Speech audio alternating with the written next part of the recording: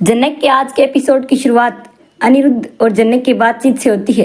Hotel के कमरे में आकर अनिरुद्ध जनक को आदित्य के बारे में चेतावनी देता है, लेकिन जनक अन्नी की एक भी बात नहीं सुनना चाहती। इसी बीच आदित्य भी उसी कमरे में आ जाता है। जनक और आदित्य के बीच की नजदीकियां देखकर अनिरुद्ध को बहुत जलन होती है। अनिरुद्ध को असहज करने के लिए जनक ये दिखावा करती है कि आदित्य और उसकी बहुत अच्छी दोस्ती है। अनिरुद्ध को कमरे से बाहर जाने के लिए कहा जाता है। जनक और आदित्य द्वारा अपमानित होने के कारण अनिरुद्ध गुस्से में कमरे से बाहर निकल जाता है। ट्रॉफी जीतने के बाद अर्शी और सृष्टि कुछ दिनों के लिए मुंबई में रहकर अर्शी की जीत का जश्न मनाने की योजना बनाती है। मीडिया हाउस एक पार्टी आयोजित करेगा जिसमें अर्शी और सृष्टि शामिल होंगी। जब सृष्टि अपनी बेटी से अनिरुद्ध के बारे में पूछती है तो अर्शी कहती है कि उसे अनिरुद्ध के बारे में नहीं पता। सृष्टि को डर लगता है कि कहीं वह उसका दामाद जनक के कमरे में तो नहीं चला गया है। अप्पू को अपने दोस्त ललन की बहुत याद आती है। जब उसकी माँ अजंता उसे दोपहर का खाना खिलाती है तो अप्पू बार बार कम से कम एक बार ललन से मिलना चाहती है। ललन ने उससे वादा किया था कि वह दिन में एक बार अप्पू से मिलेगा, लेकिन वह कल नहीं आया। ललन के प्रति अप्पू की संवेदनशीलता उसके माता पिता को चिंतित करती है। उन्हें डर है कि अगर भविष्य में उनका लगाव बढ़ गया तो उनकी इज्जत दांव पर लग जाएगी।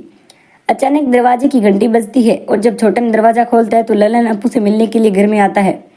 अप्पू अपने दोस्त ललन को देखकर बहुत खुश हो जाती है और पूछती है कि क्या वह उसके लिए चॉकलेट लाया है। अजंता नहीं चाहती है कि उनका रिश्ता आगे बढ़े। वह ललन को नियमित रूप से अपने घर आने से मना करती है, अन्यथा दूसरे लोग अप्पू के चरित्र की आलोचना करेंगे। अप्पू को गुस्सा आ जाता है जब उसके माता पिता ललन पर अपनी बेटी से दोस्ती तोड़ने का दबाव डालते हैं। वह गुस्से में डांटती है। अप्पू को शांत करने के लिए ललन वादा करता है कि वह नियमित रूप से अप्पू से मिलने आएगा। ललन के वादे से वह बेहद खुश हो जाती है।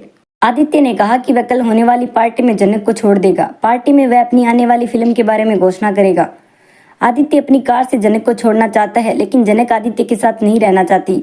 वह वादा करती है कि वह अपनी सीमा पार नहीं करेगा। आखिरकार जनक ने प्रस्ताव स्वीकार कर लिया। जब अनिरुद्ध अर्शी के कमरे में आता है तो वे अन्नी को पार्टी के बारे में बताते हैं। हालांकि अन्नी को पार्टी में कोई दिलचस्पी नहीं है, लेकिन अर्शी को खुश रखने के लिए अनिरुद्ध उसे खुश करता है। बातचीत के बाद अर्शी जनक और आदित्य के बीच के अफेयर का जिक्र करती है। जानबूझकर अर्शी और सृष्टि दोनों जनक और आदित्य के रिश्ते को बढ़ा चढ़ाकर पेश करती है। वे बताती है कि उनके बीच लगाव बढ़ रहा है और लोग उनके बारे में बात कर रहे हैं। जनक भी आदित्य के साथ जाने लगी है। उसकी सारी बातें सुनकर अनिरुद्ध को दुख होता है, लेकिन वह ठीक होने का नाटक करता है।